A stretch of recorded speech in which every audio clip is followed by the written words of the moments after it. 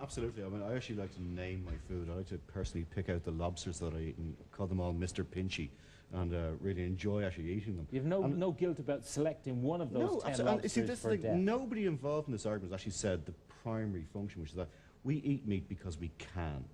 It's as simple as that. And I mean, Tom can come up with sort of his various different arguments, and the butchers come up with their for sort of statistical proof, whatever. We eat meat because we like to eat meat, and there is certainly the idea of actually saying that animals have rights is completely ludicrous.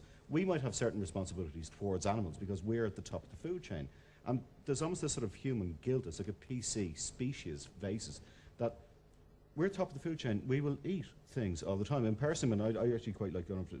I'd like to lick a cow to make sure that it's ripe before I have a steak, kind of thing. Just to be, and I don't really have a moral problem with that whatsoever. And I have to say, what we're getting is a brilliant sugar-coated version of the animal rights movement tonight.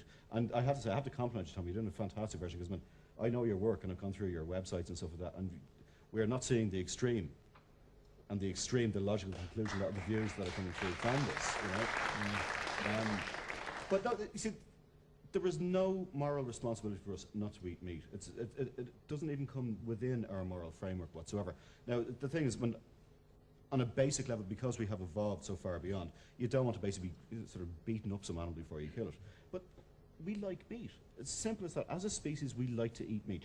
Kids, instinctively, will like to snack on a burger or whatever. And you can bring in all the health arguments you want or whatever, but don't try and put it into some sort of philosophical thing, because Nietzsche will then come around and say exactly the opposite of what you're saying. Okay, it's lady behind.